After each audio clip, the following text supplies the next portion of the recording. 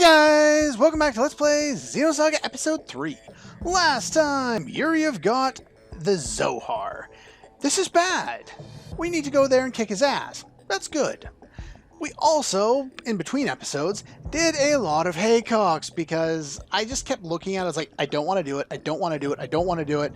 And then all of a sudden, we're at the point where we can do all of them. And so I did them all in one sitting, which I would not recommend. It is not fun. It is stressful. And surprisingly, it wasn't as bad as I was in my test run, you know, a few months ago. But damn, that's just not a lot of fun doing all that haycocks. Anyway, so from haycocks, we get, let's take a look here. I believe it's this decoder, which we can't use yet, for defeating level 1. And then for level 2 and level 3, we get, I think, skill upgrade B and C, one of each. You might get skill upgrade A for the first one along with the decoder, maybe. I can't remember. And then for the fourth one, you get Ziggy's swimsuit. Show that there. We don't need to see Ziggy in a swimsuit. And finally, we get, well, not finally, we get the second best reward out of it. The ultimate weapon for Junior. And compared to everyone else, yeah, if you take a look at the strength in the bottom left corner, nobody has anywhere close to the amount of damage he does. I bought the most recent weapon for him, and it's a decent weapon, but it's nowhere near that. So we got a nice weapon out of it. The ultimate weapons, there's one for each character. The most annoying one to get is Ziggy's, which you can only get in 2 screens before the final boss, which kind of makes it pointless. But we're going to get it anyway because it just takes time. It's not difficult or anything like that. So we'll show that off eventually. But in addition to that, beating the last level of haycocks that opens up by storyline will unlock the 6th and final level. And this one is absolutely insane, and it's really annoying. If you manage to defeat it, which I've done, you get this, the Braveheart. Now, the official strategy guide says you get an Evangelist, which is way better than this. It's max boost plus additional experience plus additional SP if that character delivers the killing blow. Unfortunately, it does not give you that, which it really should. In fact, that item is only droppable by the second last enemy, or one of the enemies in that same room that you're going to be able to get Ziggy's ultimate weapon. So we're going to spend some time with them anyway. There's just some enemies there. But yeah, just a super rare drop. I think I got a couple of them last time. They're good. They're definitely worth using over this anyway. Anyway, with that being said, we have upgraded our gear. I'm just going to go over it kind of quickly because it's not particularly important. The point is to get everyone with a decent amount of break limit. Still want Shion on that. She's got that for EP as well as for display.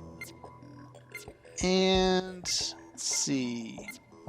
Yeah, I gave her the Witch's Eye because she only needed a little bit of break limit. Everyone's got about the same. And she also needed the EP because if you take a look at her EP, 167, even with that, she has less than Jin. And she needs a lot more so she can actually do some damage without running out. So anyway, I did all the haycocks off screen because nobody said they wanted to see it. And it's basically all done.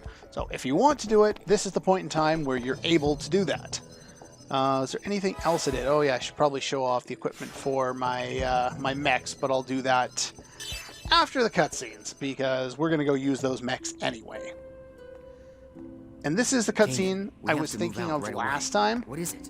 I was looking or saying I was gonna go look and find Kanan, and I couldn't find him because he's not here yet because you have to wait for the cutscene in order to see him, which seems weird, but oh well.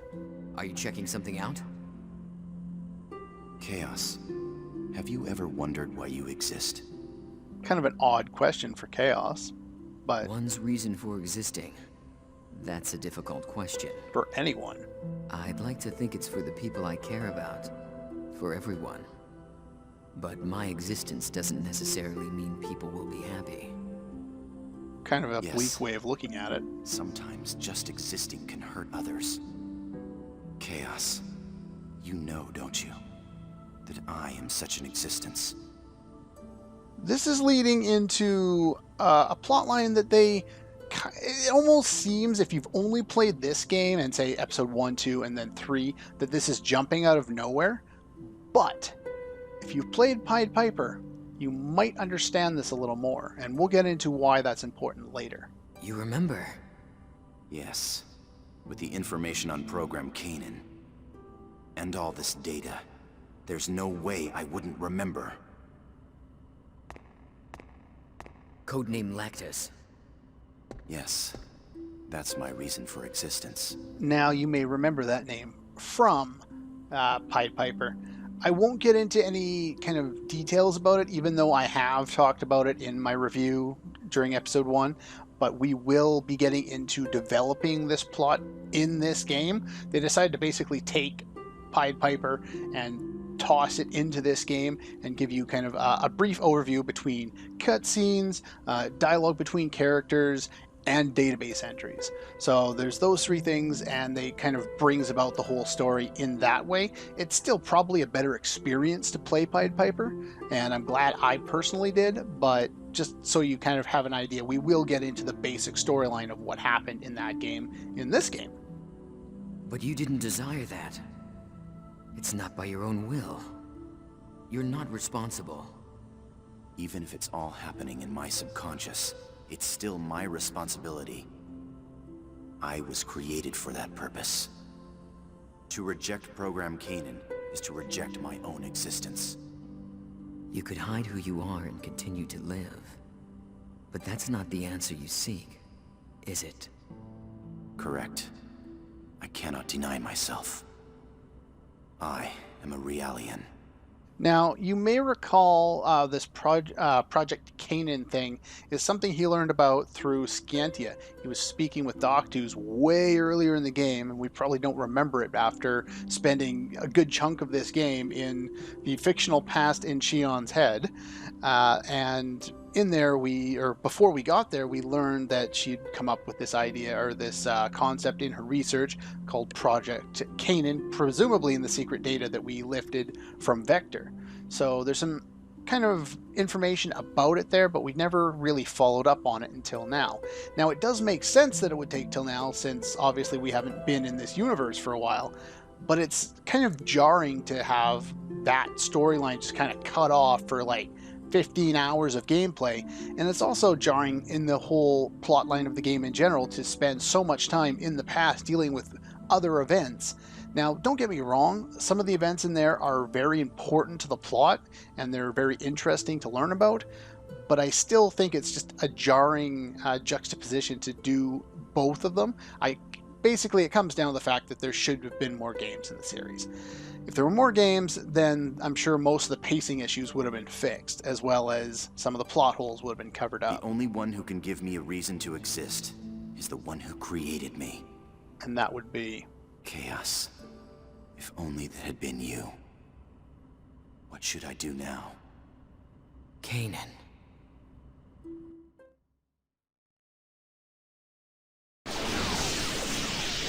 Transfer column signal confirmed. Initiating jump now. Well, enough of that character development. Let's go blow some stuff up. And do like a warp jump bubble thing through something into another thing and then stop somehow. We're gonna hit it! What do we do? Hit it. Shields up. Right through! Or miss. Well, at least we have Tony's driving.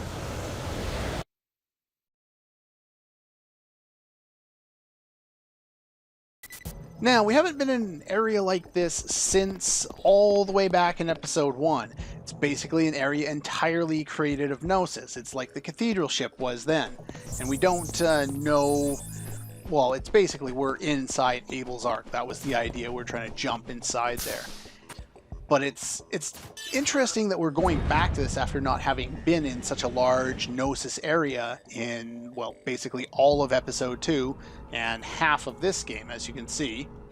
We're 38 hours into the game, and that number has been inflated a lot. I probably spent like 4 hours doing haycocks the other day, so some of that has something to do with it.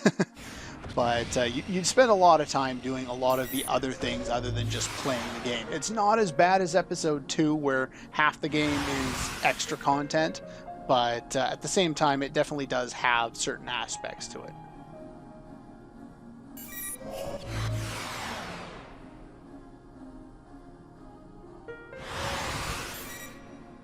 Doesn't this music just not fit? Like, it's beautiful, don't get me wrong, I love this music. But coming into such a place of, you know, gnosis, of pure evil, trying to save the universe, the mood doesn't seem to fit. Anyway, let's show off some of these guys.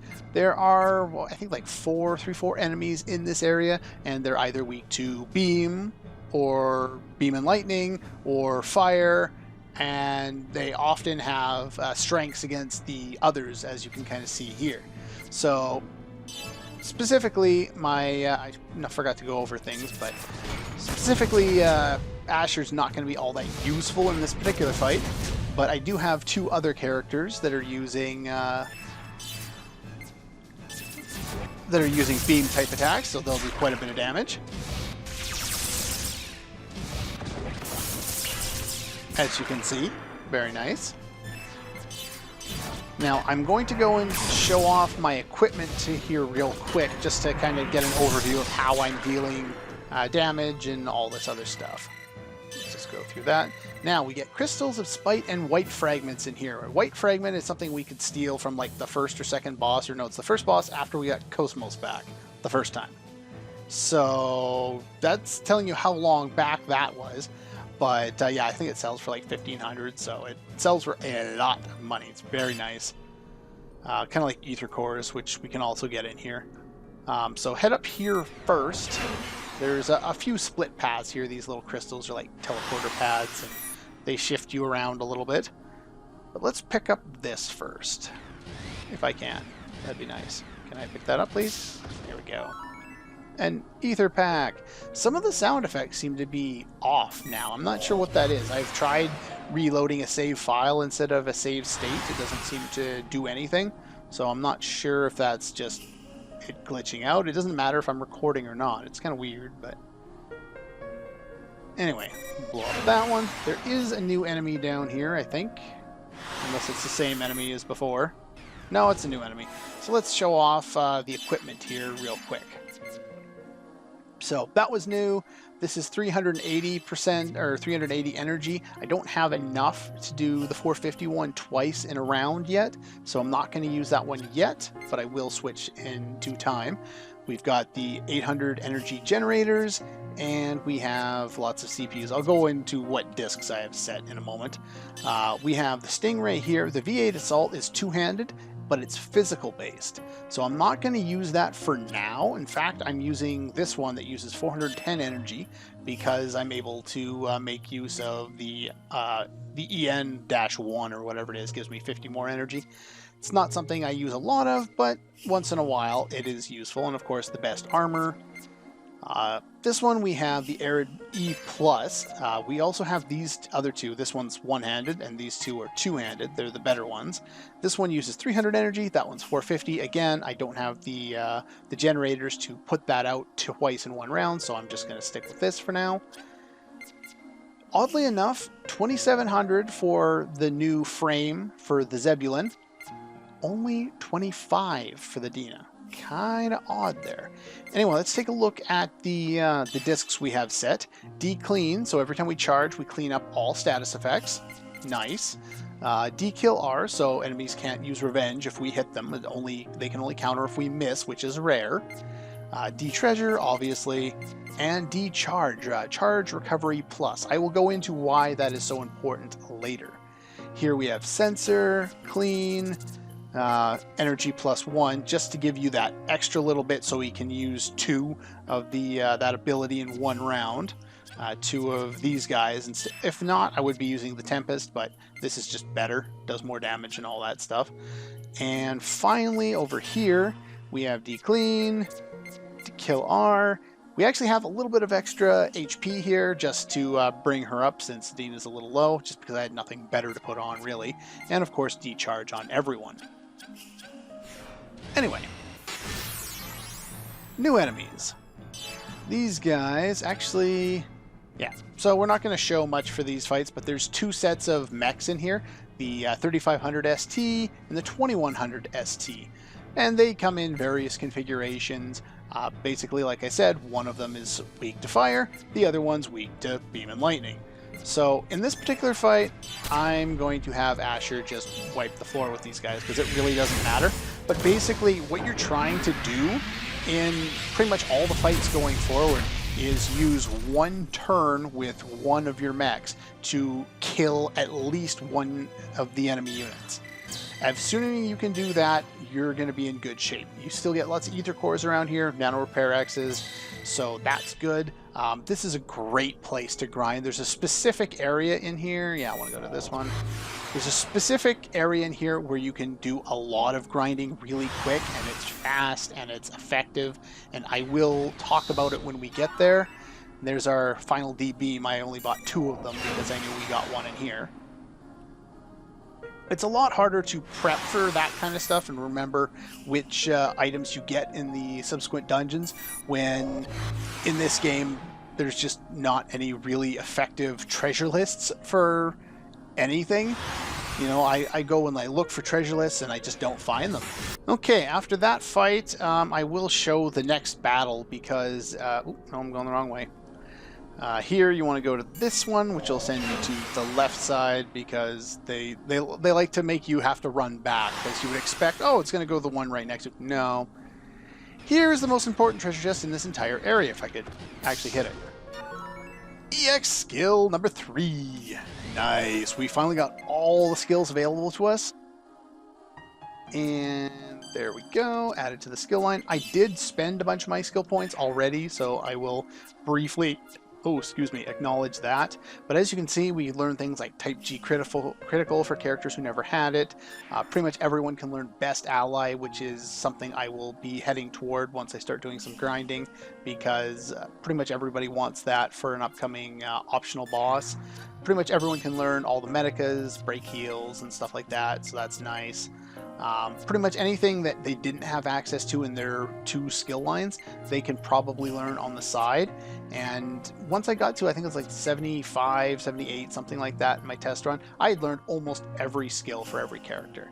It's something you can easily do if you do a little bit of grinding, plus you can use that grinding to get money, because in here is one of the better places to do all of this stuff. You grind for money, you get money, you buy items to upgrade your stats, you buy...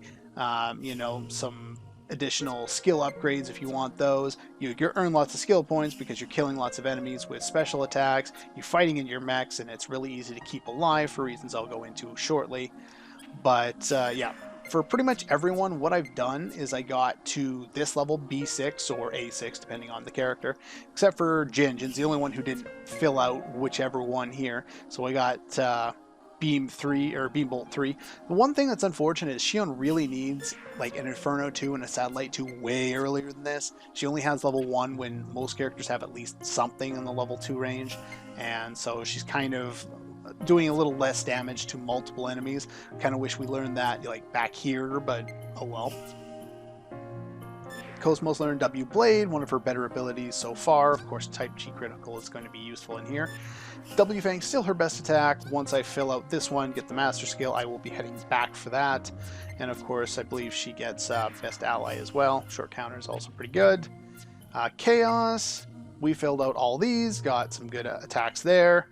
And sadly enough, this is probably the best ability on his final line. I just want to get the skill at the end. There's only a single master skill here, and as soon as you fill this out, it automatically gets taught to you. You don't have to spend any more on it, so that's good. But yeah, most of these are kind of junk because anyone you would want to use them against is immune to it. And let's see, for Junior, we got all these. Rodeo Spike, heavy physical attack for all. That's nice. Full throttle, meh. Short revenge doesn't really affect him all that well. Actually, short revenge isn't bad. It's short double that's kind of useless for him. Again, Best Ally. Pretty much everyone gets access to Best Ally. She's got level 3 attacking elements of all of them. Let's see, you got heavy tackle, so lots of break damage from you. He also got offensive, which is really, really good because right now I think Shion and maybe Chaos have it, and that's it. So that'll give us, you know, a couple of people who have it. So I'm not relying on one person all the time. but that's the basis of what I've spent the skills on. But we're going to get a lot of skill points going forward, and it's going to be a lot easier to put them into stuff, because the enemies, like, even if you just grind for half an hour, you're getting a whole whack ton of points. Alright, so we're going to show off one more fight just to show off the advantages of Charge Plus, because we haven't really seen much of the damage. Like, going into the previous battle, I had full HP, and they only got like 3 or 4 turns. So, yeah, let's... of course, I can probably one-shot all of these guys, but let's just do a charge on the first round here after we kill a couple of guys. Let's go like that. Nice. Okay, you can kill both of them. That works too. Now let's go charge. We've got, you know, less than 20,000 HP. Yeah, our total HP is 27,000 and we charge for 14,000. More than 50% with that charge plus up. Basically, it eliminates the need to use items a lot of the time, which is why Nano Repair M's are basically useless at this point. Nano Repair DX's basically sometimes useful. Half repairs, useful a lot of the time, and all repairs are always useful, but they're going to become even more useful in certain boss fights. But basically, I just wanted to show that, yeah, putting that Charge Plus on has a huge impact. It's ridiculously huge, and of course Asher's going last. I want to charge with him too, but yeah, the enemies in here start to do a lot of damage. And I will use Dina to finish you off. And I should be able to use 2 of those with you, assuming you don't kill them. Good. There we go. And we acquire Medica L All with Shion, which of course is always very nice. Let's just head up here real quick, and then we'll call her a day. But yeah, that's pretty much all the time I have for today.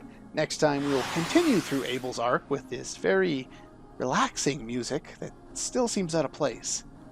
Anyway, that's all for this one, and I'll see you guys next time.